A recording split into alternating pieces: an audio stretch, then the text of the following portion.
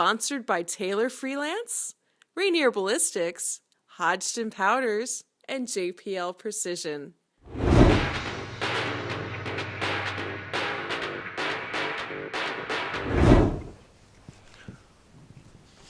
Hi, I'm Doug. Welcome to the Power Factor Show. We had some requests from our viewers to talk a little bit about 3-gun rules or multi-gun rules, and so I thought I'd go over some things with you real quickly. This won't be a real expansive program because there are so many different sets of rules. So there's a couple of big outfits that talk about 3-gun or make rules for 3-gun. The number one would be USPSA, probably the biggest organization in the United States in terms of the number of rules they have and the quality. They have well-written rules that are gone over and checked every year. They've been doing 3-gun and multi-gun. Well, at least as far I've been doing USPSA multi-gun since 2006, and that's when I started ROing USPSA multi-gun matches too. And the rules have changed quite a bit over the years. The other big outfit is IMA, which is International Multi-Gun Association, and the guys that are running that down at Superstition Mystery Mountain matches, they run those rules. Otherwise, a lot of the rule sets are individual to each match. If you go to Blue Ridge, if you go to Rocky Mountain, you got 3-Gun Nation. All these different matches have different rule sets, but they have a lot of stuff in common. The majority of stuff that they have in common is the safety rules, and the basic safety rule is about the 180. USPSA a lot of times refers to it as the 90-degree rule, which is 90 degrees from the median intercept. So if the center line down your course of fire is like this, 90 degrees from either side of that, that's your rule. That's why they call it 180, because 90 and 90 is 180. Most matches run something like that. Sweeping people, these types of things. Actually, even drop guns are handled differently in different outfits. Some matches you can drop an unloaded firearm, pick it back up, and keep going. Others that would be a DQ. Some other things that are different could be abandoning weapons. Some places you have to have the gun has to be on safe or empty when it's abandoned, or it's a DQ. USPSA changed about 2 years ago to a rule where that you could, if you abandon a loaded firearm in a retention device, in other words, a safe location that's designated in the stage description, if you put it into the retention device and it's not on safe, it's just a penalty. It's I believe it's a 30-second penalty. Used to be a DQ, now it's a penalty. That started a while back. There's a few places doing it now. I know Rocky Mountain does that, Northwest Multi-Gun. So there's a few places that have picked that rule up. And I think one of the reasons is that from a safety standpoint, we talk about layers of safety. There's some people that will discuss that. You'll see on internet forums, they talk about layers of safety. And these are good things. In other words, if only one thing goes wrong, then you're still safe, or two things. The more layers of safety you have, the more safety you have, or the less chance you have of something going wrong. So that you have to have multiple failures to actually have some kind of an incident. And some people feel that this removes one of the layers of safety. The other notion is, and the reason that it came about is because if you put it in a retention device, if it's properly in a retention device, and a retention device is designed properly, even if the gun were to fire, there's no one anybody could get hurt. So that's what we're looking for. We're looking for a safe environment for spectators and staff and shooters. Some of the things that have changed over the years, USPSA has done some interesting stuff. One of the things they did was they used to have a rule that if a gun wasn't on safe, so they've changed it now from a DQ to a penalty, but they also put a rule in that that stated that if the gun's partially unsafe, then the RO will check it and clear the stage and attempt to fire the weapon. If the weapon doesn't fire, it's considered safe, even though the safety may not be pushed all the way into the safe position. Or if the gun does fire, then you get the penalty for not having it on safe. So another interesting interpretation that came over the years. So one of the biggest things I would say towards safety is that even though they're very similar, you need to pay attention, and you need to know how to operate in a gun environment, especially the competition environment where you're running and gunning. A lot of people I've seen come out and they say, oh, this is my first match, and they want to shoot a 3-gun match the first time. And to me, I think it's safer if you know the rules ahead of time and you've operated in this environment before you try to go to 3 guns. Start with 1 gun, take it easy and go slow, be safe, and things will work out better. The other thing is equipment rules. Now, equipment can be different from match to match. Generally, tack optics and limited are generally pretty much the same in most matches. Open is generally pretty much the same in most matches.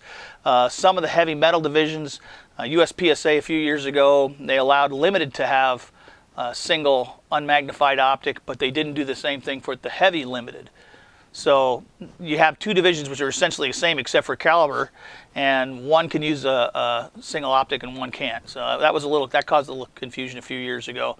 In fact, I think it was at least 2 years ago, or possibly 3, the person who won heavy metal limited found out afterwards that and nobody had caught it in the match, and I was one of the CROs in the match, and I didn't catch it, and we let him run through the whole match with a heavy metal gun that had a single optic on it when he wasn't allowed to have a single optic, and so he graciously gave his prize back and gave his awards back and stepped down, and so it wasn't a big controversy. But and that was that shows the kind of shooters we have. Honest, they didn't want to cause a problem, and so he just said, "Oh, that's okay. I'll just take it for no score, and leave it at that." But you do want to take a look at the equipment rules for different matches and see what there is before you get there. One of the worst things you can do is get all your gear ready, travel across the country, 500 or 1,000 miles. It's going to cost you $1,000 to $1,500 to go to a match. You spend all this money, you show up, and you don't have the right gear for the division you're in, and you get pushed into open or something else. And that's the last thing you want to do. It's not any fun.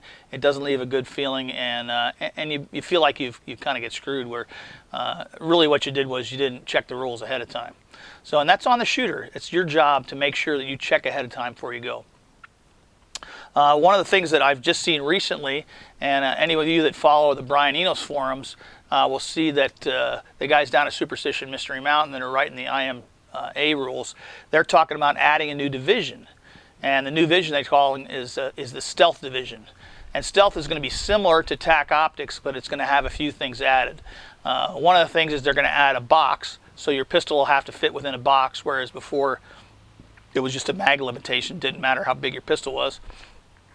They're going to limit the length of your shotgun tube, and so it keeps you from having some of these. I don't know if you've seen them, but in tack optics now, some of these guys will have a tube that'll hold 15 or 20 rounds almost. It seems huge. Probably isn't that much, but probably could be 10, 12 rounds, 14 rounds in a tube. And what they'll do is that they'll start with the number they're supposed to have, which is 8 in the tube and 1 in the chamber, and then at any time they could add as many rounds as they want. So if they're in a position where they can load some rounds, they could load 8 or 10 rounds into the gun and then just keep shooting. So a little closer to open. So they limited the tube length, and they've also added the ability to use a bipod on your rifle. With the exception, in open you can have a bipod and you can take it off or put it on whatever you want during between stages. They're going to allow people to use bipod, but you have to leave it on the gun the whole time in this stealth division. So you could have it folded or unfolded, but you'd have to keep the bipod on the gun the whole time. And to me, I think that'd be great. I mean, I wouldn't mind having a bipod on my gun the whole time, because I know, especially if I have a place to use it, to me it makes it a lot steadier. It's almost like shooting fish in a barrel. When you have a bipod on a gun, it makes life a lot easier on long distance shots. Okay, so anyway, some of these things you need to take a look at. If you're interested in going shooting 3-gun matches, you need to go on. Most places have them listed on the internet somewhere. Look up the site for the match you're going to go shoot. Take a look at the rules. Read the rules. It's not going to take that long. Other than USPSA, most of the rule sets are only 2 or 3 pages long, so it's not going to take you a long time to read them. USPSA is a different story. I mean, I don't know how many pages it is, but it's 70, 80 pages, whatever. It's a long book, but you still should be familiar with that. But if you're going to shoot a match, find out what rule set they're using, open the rules up, take a look at them, make sure that you know your safety items, make sure you know how they allow you to load and unload, discard firearms, and your divisions. Check all that stuff out. That way you're not going to get someplace, find out that it's not set up the way you want to shoot, or you're not set up the way that to fit the division you want to be in, and you won't go home unhappy. If you're interested in finding out about all these rule sets and where to locate them, one of the easiest things is to go to the 3-gun section of the Brian Enos forums. In the 3-gun section, they have a section on match announcements. If you go in there, virtually every 3-gun match or every big 3-gun match in the United States is listed somewhere. When you get into those sections, they will have links to go to the sites for those matches. That's an easy place for you to locate all those different rule sets. Go to those websites for the matches and you'll be able to locate as much information as you want on rule sets. They should have them posted. Everybody should have them posted somewhere like that so that you can locate them.